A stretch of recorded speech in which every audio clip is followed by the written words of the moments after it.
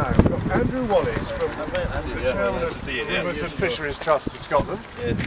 Bob Lawton, who's the director of the Findhorn, Nairn and Lossie Fisheries Trust. Alright. Beth Dunlop, who's the administrator for the trust. How'd you do? She's been here as long as I have.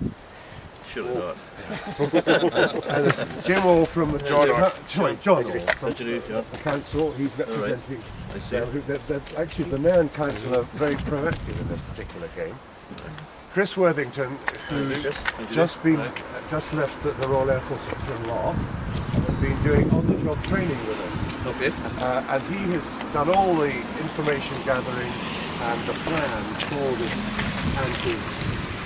invasive non-native species, and he's now, as a result of his outstanding training and work experience he's had with us, he's now got a job at the Giant Hogweed Fisheries Trust. Oh, good. So it's all been very worthwhile. Yes.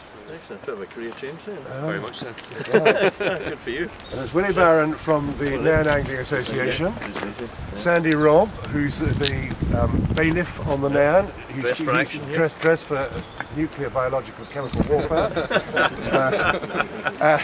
Rosie McCrae. Are we under attack? No, we're all right. Iran haven't declared war yet. There's Rosie McCrae, who's chairman of the Fisheries Board, and in fact her sidekick is Pete Lutit, who is a clerk to the board, and Charlie, who's another member of the Angling Association. We've got a local Nairn blogger, and we've got Ian from the Nairn show. Like the hat. Yeah, you're coming, you see, so So what we're all here to do is just launch the this campaign against INNF plants. Sorry, Elizabeth.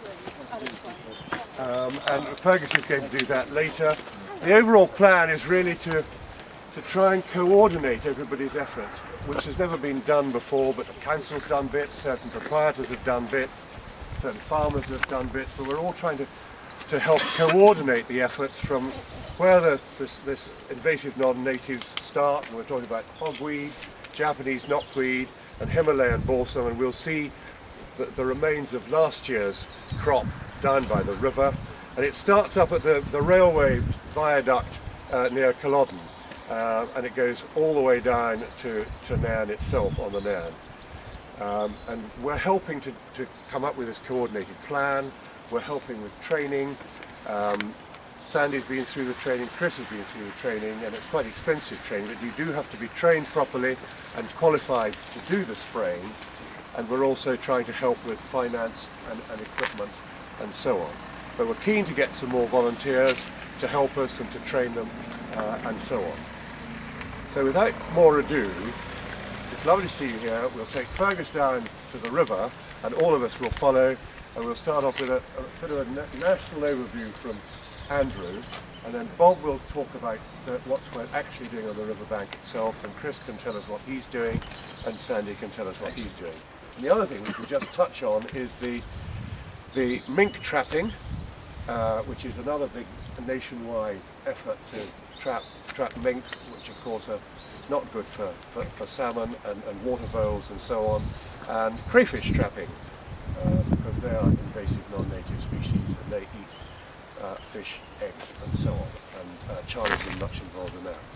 So, off we go, down the river. Excellent.